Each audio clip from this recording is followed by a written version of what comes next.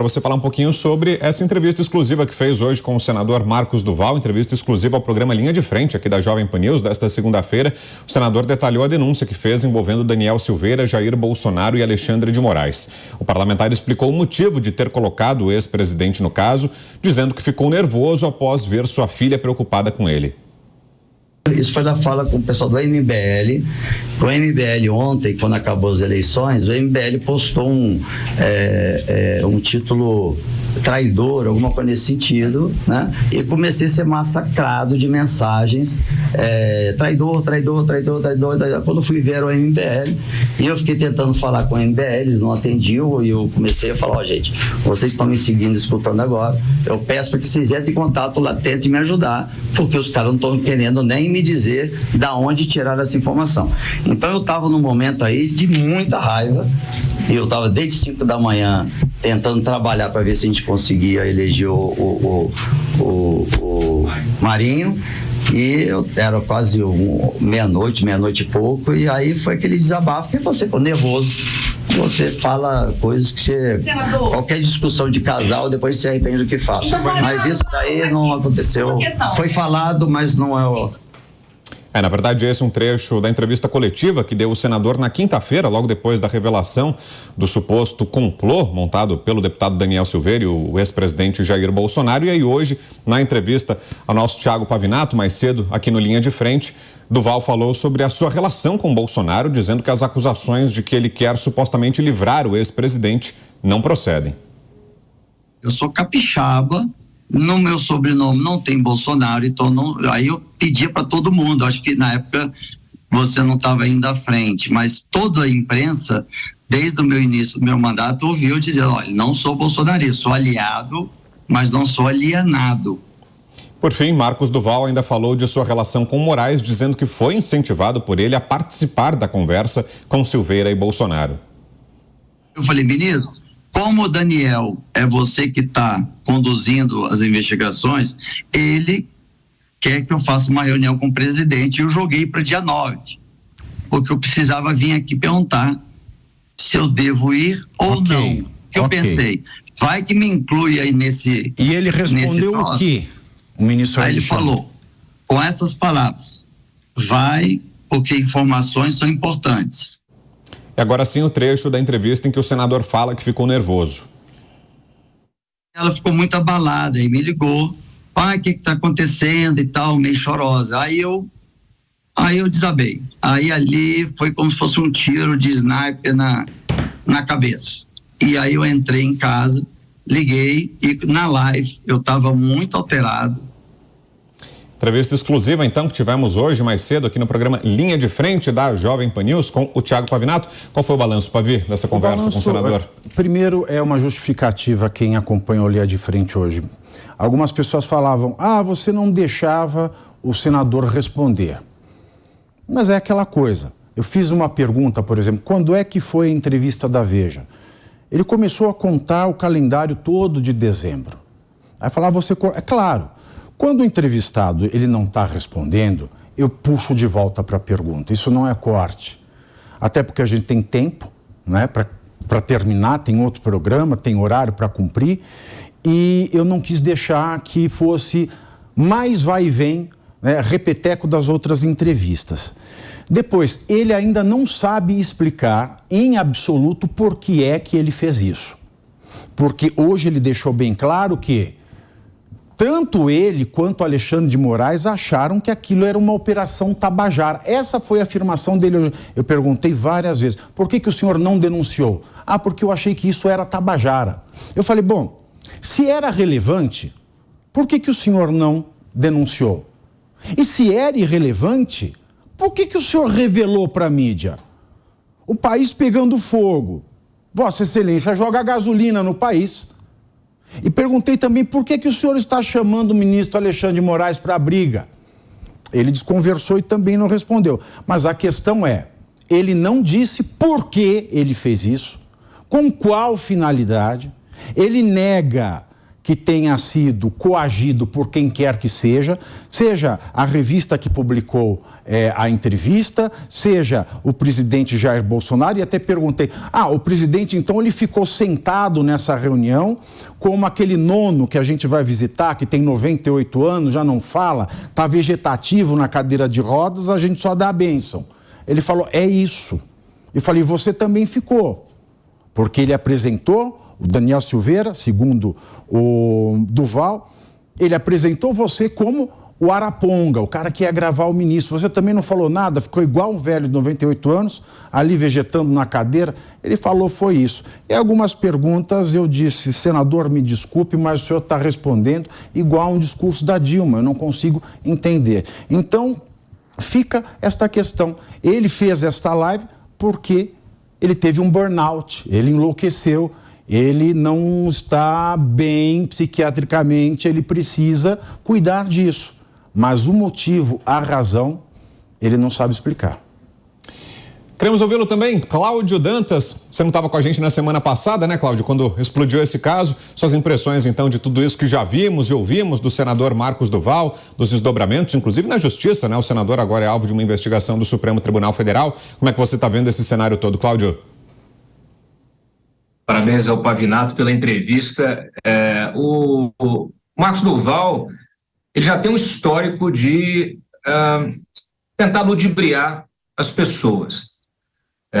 Ele, inclusive, se vocês repararem, em todas as entrevistas que ele deu, ele aparece com um broche da SWAT, ele faz questão de dizer que deu cursos na SWAT, e quando você vai puxar ali o histórico mesmo de atuação dele, o que ele fez foi dar cursos de imobilização, que é uma técnica que ele desenvolveu, para instrutores na SWAT. Há, inclusive, muita dúvida se ele o fez para as Forças Especiais Americanas, militares, como ele disse ter feito. Ele escreveu um livro sobre isso e sempre vendendo a ideia de que seria seria um instrutor da SWAT, seria um membro da SWAT americana. Então, isso para um senador da República já é uma vergonha, já é um constrangimento, já mostra que a intenção dele e as palavras dele não se coadunam com a verdade. Essa história toda muito mal contada, de fato, ela já ganhou 3, 4 versões diferentes.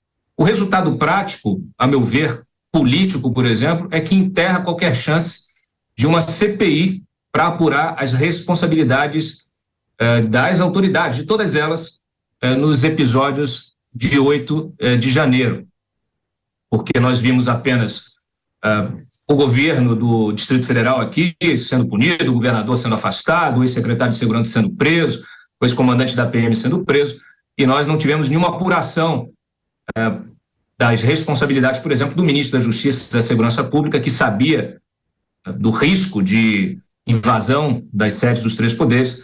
Não tivemos nenhum ensaio de apuração sobre a responsabilidade do ministro-chefe do GSI, general G. Dias, que foi indicado pelo Lula. Então, o que você tem são as autoridades do atual governo tentando se limpar das responsabilidades que naturalmente tem naquele episódio.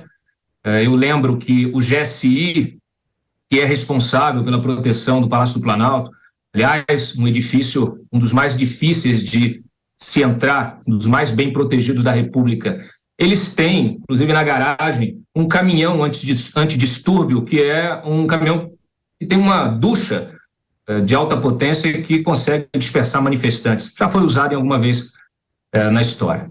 Não usaram, não fizeram nada. Até o Anderson Torres, no depoimento que ele prestou na semana passada, disse ter estranhado a facilidade com que os manifestantes entraram no Palácio do Planalto. A CPI era uma esperança. A senadora Soraya Tronic, na legislatura anterior, havia conseguido, inclusive, as assinaturas necessárias à instalação da CPI, mas precisava reapresentar esse pedido agora na nova legislatura, e a atuação do Marcos Duval inviabiliza qualquer possibilidade de uma CPI para apurar todas essas responsabilidades. Então, ficou bem claro quem foi beneficiado com essa operação aloprada do Marcos Duval. Você, Roberto Mota, que achou da entrevista, Mota? Eu acho que Operação Aloprada é um excelente título. A política brasileira já deixou de ser uma coisa previsível há muito tempo, né? Mas os rumos que a gente está vendo as coisas tomarem surpreendem a cada dia. E eu acho que fica claro as consequências de uma atividade política feita sem convicção, sem ideias. É enorme a quantidade de pessoas que entraram para a vida pública nos últimos anos, impulsionadas por celebridade, impulsionada pelas redes sociais ou por narrativas criadas, né? A pessoa, em cima daquilo ali, consegue se eleger e aí vira deputado ou senador da República, mas não tem a menor ideia do que está fazendo lá, ou do que deveria estar fazendo lá, né? E algumas dessas narrativas são tão bizarras que é como se fosse uma cortina de fumaça na frente de uma cortina de fumaça na frente de uma cortina de fumaça. Você presta atenção nas palavras e elas não querem dizer nada. Você junta as declarações e elas simplesmente se anulam uma à outra. E o mais complicado disso tudo é ver o envolvimento nessa história de pessoas em posições chaves para o funcionamento da nossa República Democrática, né? E com isso se alimenta um mecanismo de criação de narrativa fantasiosa, de teorias da conspiração, que não tem limite. Então, o brasileiro comum, o cidadão, o eleitor, ele passa a quase se justificar, né, na sua imaginação fértil, porque quando você vê uma história como essa, eu imagino o que é que passa pela cabeça de cada um, né, como explicação para isso que está acontecendo. As explicações potenciais são bizarras, são terríveis, e talvez a verdade seja mais bizarra do que todas essas explicações aí, né? E em cima dessas narrativas, dessas posições caricatas, acontece uma coisa muito ruim, que é a justificativa de medidas totalitárias, né? Por tal combate à desinformação, para a proteção do Estado democrático de direito. Essa é a principal consequência dessa política caricata. Vamos conferir como é que está a nossa enquete lá no site da Jovem Pan. A pergunta é: os calotes no BNDES foram culpa de Jair Bolsonaro? E o resultado de momento a gente vai conferir daqui a pouquinho. Continue votando daqui a pouco a nossa próxima parcial. Vou seguir com vocês, José Maria Trindade. Sua análise, Zé, sobre a entrevista de mais cedo do Pavinato com o senador Marcos Duval. É uma entrevista muito boa, eu recomendo estar aqui na página da Jovem Pan. E a gente vê claramente, Pavinato, que há uma grande, vamos dizer até preconceito, um grande preconceito no mundo, isso não é coisa do Brasil, quando se fala em problemas psicológicos. Um problema psicológico, ele existe, tem que ser tratado e é tratável. O que não pode é dizer para a pessoa, Sara, sozinho, é preciso tratar. Você mesmo já trouxe aqui sobre o ramo da psiquiatria, que é um ramo novo na medicina, e é só assumir, olha, eu não estava bem psicologicamente, falei algumas coisas aí, pronto, né? A gente vê que até agora é o seguinte, ele procurou mesmo Alexandre de Moraes para dizer ali que havia um propósito e tal de atacar a democracia e golpe, ele procurou. E depois foi ao grupo do presidente Jair Bolsonaro, que não foi aceito, senão ele seria uma espécie de agente duplo, atendendo Alexandre de Moraes e atendendo o grupo que apoia o ex-presidente Jair Bolsonaro. Veja que problemão, né? E eu conversei com algumas pessoas, não se fala outra coisa no Congresso Nacional sobre esse assunto, esse debate. Inclusive no gabinete dele, em todos os gabinetes ali, todo mundo para gente o que aconteceu, o que terá acontecido. O senador me ligou dizendo que não estava bem psicologicamente, sob efeito de remédios fortes e tal.